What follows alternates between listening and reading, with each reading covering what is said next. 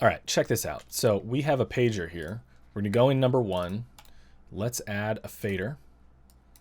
And now double click out. We're gonna go into page 2. Let's add a box. Make it nice and big.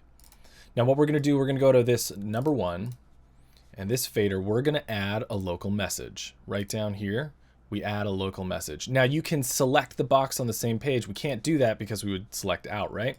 But you can take this eyedropper tool, and then right here, select box 2, and you can see it's selected box 2.